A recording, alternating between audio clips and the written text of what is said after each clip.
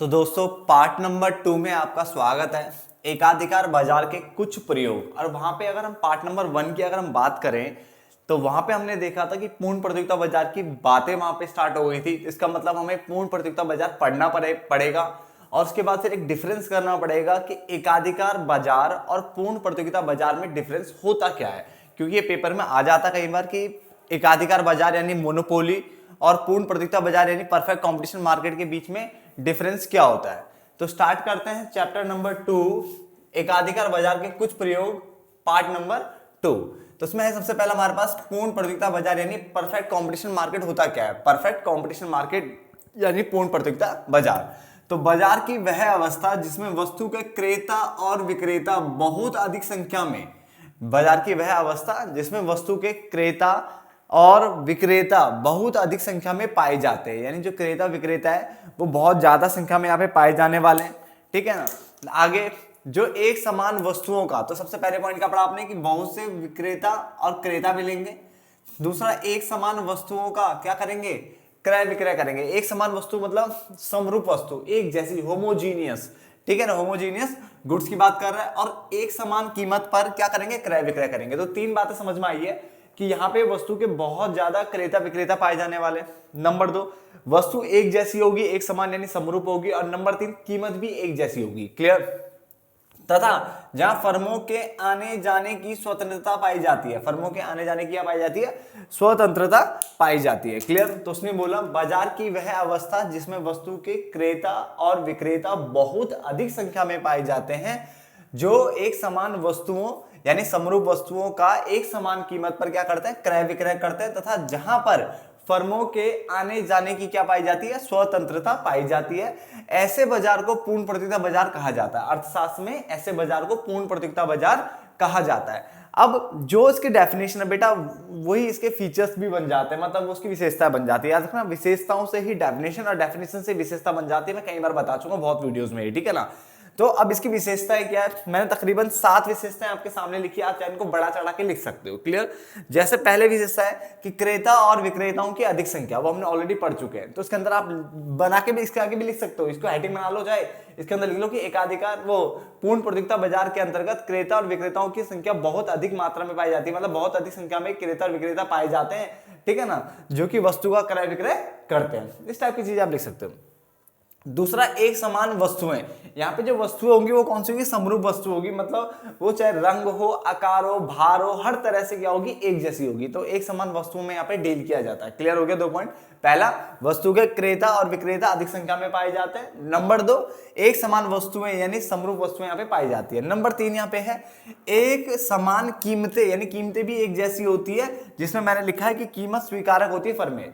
इसको आप थोड़ा सा और अच्छा लिख सकते हो, जो मैं बोल रहा हूं प्लीज लिख लीजिए साथ साथ में, कि एक समान कीमत के अंदर कि पूर्ण प्रतियोगिता बाजार के अंतर्गत, लिखो वहां पे, पूर्ण प्रतियोगिता बाजार के अंतर्गत जो फर्म है वो कीमत स्वीकारक होती है और उद्योग जो है वो कीमत निर्धारक होता है। बात को समझना, क्या बोला मैंने, कि पूर्ण प्रतियोगिता बाजार के अंतर्गत जो फर्में हैं वो कीमत स्वीकारक और उद्योग जो है वो कीमत क्या होता है, निर्माता। तो सपोज करो ये आपका एक गोला बना दिया मैंने, ठीक है, ये बिंदी बिंदी लगा दिया मैंने, और मैंने आपको बताया भी था कि ये जो गोला है इसको हम क्या बोलते हैं, उद्योग। मान लो उसको उद्योग बोलते हैं। और ये छोटी छोटी जो गोले गोले दिख रहे हैं, छोटे छोटे गोले दिख रहे हैं, बिंदी बिंदी, ये हमारी होगी फर्में। क्या हो गई, फर्में। तो उसका मतलब क्या हुआ, उद्योग बहुत सारी फर्मों से मिलके बनता है, यानी उद्योग के अंदर फर्में आती है। किसके अंदर आती है, उद्योग के अंदर फर्में आती है।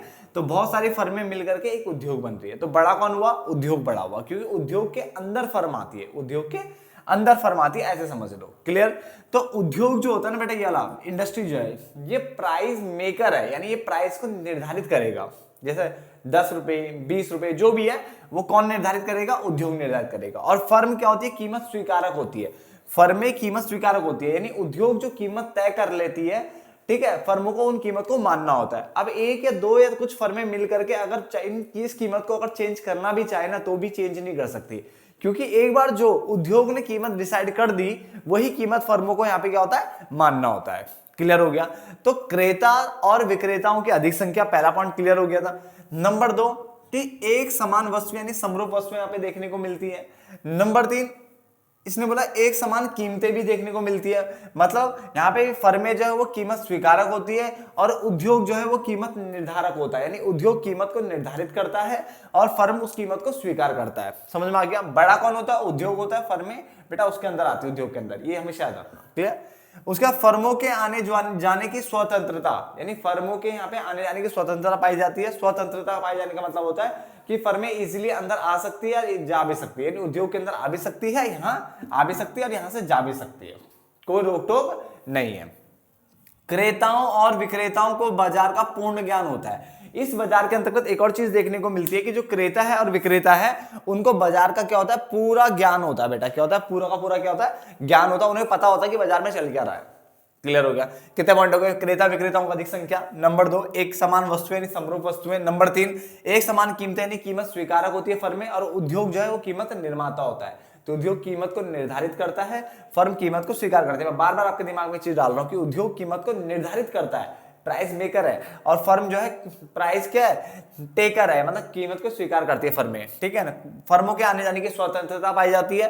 क्रेता और विक्रेताओं को बाजार का पूर्ण ज्ञान होता है। साथ ही साथ परिवहन और विज्ञापन लागते, यानी जो एडवर्टाइजमेंट एंड ऑल कॉस्ट होती है यहाँ पे क्या होती है? शून्य होती है, जीरो होती है। क्यों होती है भाई? एक चीज बताओ ना, अगर हमें 10 दुकान है, 10 दुकानों के पास एक जैसी सामान पड़ा है, एक जैसा सामान पड़ा है और कीमत भी एक जैसा है, क्योंकि वो कीमत कम ज्यादा नहीं कर सकते, तो क्या कोई एडवर्टाइजमेंट करवाएगा? कोई नहीं करवाएगा, क्योंकि उनको पता है कि अगर एडवर्टाइजमेंट करवाया भी तो भी वो उसको उतने ही भी तो बेचेंगे। अगर 10 का सामान है 10 में तो बेचना पड़ेगा, 11 तो कर ही नहीं सकते, क्योंकि अगर आपने एडवर्टाइजमेंट करा तो उससे खर्चा होगा, खर्चा होगा तो आपको अपना प्रोडक्ट महंगा बेचना पड़ेगा। और अगर आप अपने प्रोडक्ट को 15 रुपए कर भी देते हो बाई चांस, तो भी अगल बगल में वही प्रोडक्ट 10 का मिल रहा है, तो कोई आपसे क्यों लेगा? प्रैक्टिकली सोच के देखो ना, पहले तो आप कीमत बढ़ा नहीं सकते, और कीमत अगर आप बढ़ाने की सोच भी रहे हो तो भी आपके बगल में सारी दुकानों में वही गुड्स पड़ा हुआ है जो कि कम रेट पे मिल रहा है, तो फिर आपसे क्यों लेगा कोई भी? बात को समझना है, ठीक है ना? तो इसलिए परिवहन यानी ट्रांसपोर्टेशन और जो विज्ञापन लागते हैं, यानी जो आपकी जो एडवर्टाइजमेंट की जो कॉस्ट होती है, बिक्री से रिलेटेड जो लागतें होती हैं, वो यहाँ पे शून्य है। क्या है? शून्य है। आगे पूर्ण गतिशीलता यहाँ पे देखने को मिलती है।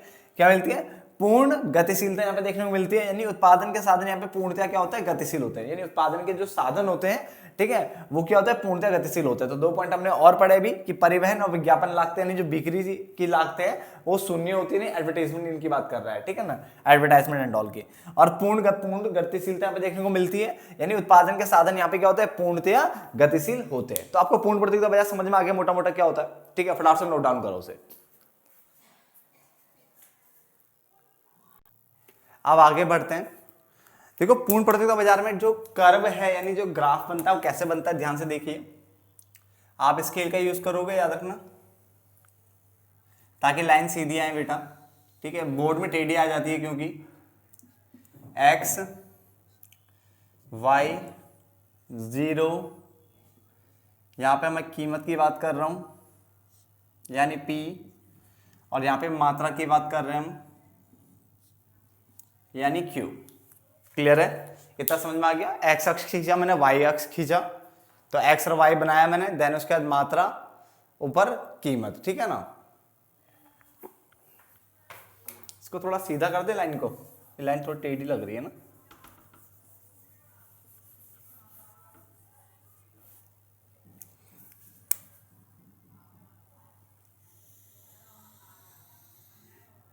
सही गई है क्या लाइन इस बार? चलो लगभग ठीक है। ठीक है, 100% गारंटी तो नहीं होती बेटा, ठीक है, बोर्ड पे सीधी लाइन आने की, मगर जितनी भी है ठीक ठाक है। ये एक्स हो गया, ठीक है। अब करना क्या आपको, इसका भी बहुत सिंपल सा बनता बेटा, इसका कर्व इस तरह से बनता बस, यस ऐसे।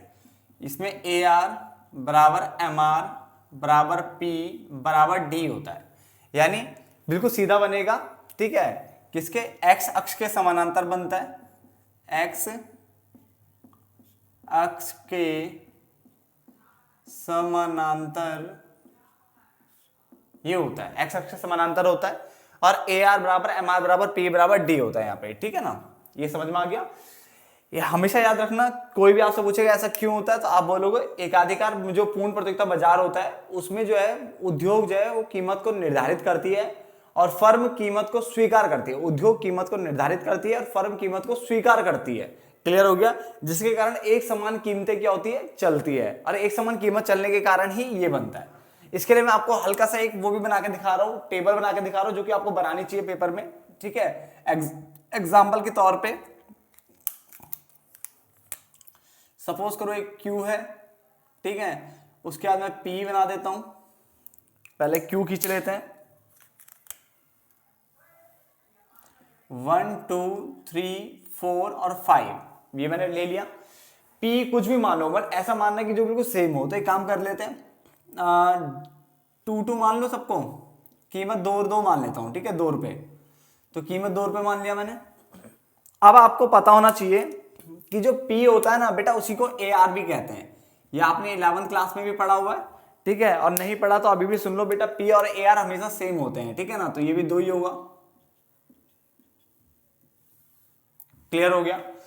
अब इसके बाद AR निकालने के बाद मैं क्या निकालूंगा बेटा, TR निकाल लेता हूं। TR कैसे निकलता है? TR निकलता है P इंटू क्यू बोल लो या AR इंटू क्यू बोल लो, बात एक ही है। TR जो निकलता है वो P इंटू क्यू बोलो या AR इंटू क्यू बोलो, ठीक है ना। तो कैसे करेंगे, 2 2 4, 2 2 4 नहीं, 2 1 2, 2 2 4, 2 3 6, 2 4 8 और 2 5 10।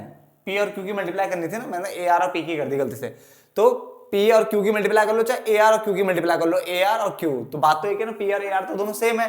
तो TR निकल गया। अब TR के बाद क्या निकालेंगे, MR निकाल के देख लेते हैं। MR कैसे निकलता है, पहले पे सेम रहता है, फिर 4 में से 2 गया 2, 6 में से 4 गया 2, 8 में से 6 गया 2, 10 में से 8 गया 2। कैसे निकलता है MR? MR के लिए TRN में से TRN -1 घटाना होता है। TRN मतलब होता है नीचे वाले में से ऊपर वाला घटाना होता है। जहां पे n का मतलब क्या होता है, जैसे n मान लो यहाँ पे 3 है, n का मतलब 3 है, तो TR3 वाले में से अब TR3 -1, तो TR3 में से TR2 घटाना है। तो TR3 में से TR2 घटाओगे तो आ जाएगा 6 में से 4 गया 2। इसके बाद अगर मान लो 5 है आपका n, तो TR5 में से 1 गया, n -1 है, तो 5 में से 4 वाला घटाओ, ऐसे देखते हैं इसको। और अगर मान लो आपका n 4 है, n 4 हो गया, तो यहाँ पे n -1 है, तो 4 में से गया 3, तो 4 वाले में से 3 वाला घटाना, तो 4 में से 3 वाला घटा होता है, ऐसे निकालते। तो इसके लिए फॉर्मूला होता है TRN में से TRN -1 घटाना होता है। क्लियर हो गया। तो ये हमारा, अगर ध्यान से देखो ना इस टेबल को, तो मैंने करा क्या, मैंने Q 1 2 3 4 5 ले लिया, P मैंने 2 2 2 2 2 ले लिया, आप 4 4 ले लो, 5 5 5 5 5 ले लो, बट सेम लेना। क्लियर। तो AR और P तो सेम ही होते हैं हमेशा ना, AR और P आपस में बराबर होते हैं, तो AR और P बराबर होते हैं, इसमें तो कोई दिक्कत ही नहीं। फिर मैंने TR निकाला, कैसे, AR इंटू क्यू बोल लो चाहे P इंटू क्यू बोल लो, बात एक ही होती है। तो मैंने दोनों को मल्टीप्लाई किया तो ये आ गया। और फिर MR निकालने के लिए नीचे से ऊपर वाले को घटाया, पहले पे सेम रहता है, उसके बाद नीचे से ऊपर घटाया, तो ये आपका 2 2 2 आ गया। तो एक चीज आपको देखने को मिली होगी कि P AR और MR ये आपका क्या होता है, बराबर होता है। P AR और MR आपको बराबर होता है, और AR कर्व को फर्म का डिमांड कर्व भी बोलते हैं, इसलिए D भी बराबर होता है बेटा। AR कर्व को फर्म का डिमांड कर्व बोलते हैं, इसलिए D भी। तो इसलिए जो परफेक्ट कंपटीशन मार्केट है, पूर्ण प्रतियोगिता बाजार है, उसमें AR बराबर MR बराबर P बराबर D होता है, बिल्कुल सीधा जाएगा। क्लियर हो गया ना, ठीक है ना। तो इसलिए AR कर्व जो AR होता है वही MR होता है, और वही P होता है, और वही D होता है। 3 तो यहां से बराबर दिखा दिया, और AR कर्व को फर्म का डिमांड कर्व भी कहते हैं, मैंने बताया आपको। तो इस तरह से समझ सकते हो आपसे। तो बिल्कुल सिंपल सा था। आपको पेपर में करना क्या है, पूर्ण प्रतियोगिता बाजार की डेफिनेशन लिखनी है, उसकी विशेषताएं लिखनी है, उनको चाहो तो एक्सप्लेन कर लो, जो बहुत बढ़िया। अगर एक्सप्लेन करना भी चाहिए आपको, बना के लिखा जा सकता है, वो तो हो जाएगा, ठीक है ना। देन ये टेबल बना दो, देन ग्राफ बना दो, कंप्लीट क्वेश्चन।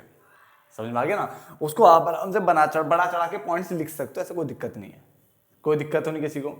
चलो अब मिलते हैं पार्ट नंबर 3 में, जहां पे इसका डिफरेंस हम पढ़ लेंगे, पूर्ण प्रतियोगिता बाजार क्या होता है और एकाधिकार बाजार के बीच में डिफरेंस पढ़ लेते हैं, और देन चैप्टर को आगे बढ़ाते हैं, क्योंकि ज्यादा बड़ा चैप्टर है नहीं है, ठीक है ना। चलो धन्यवाद दोस्तों।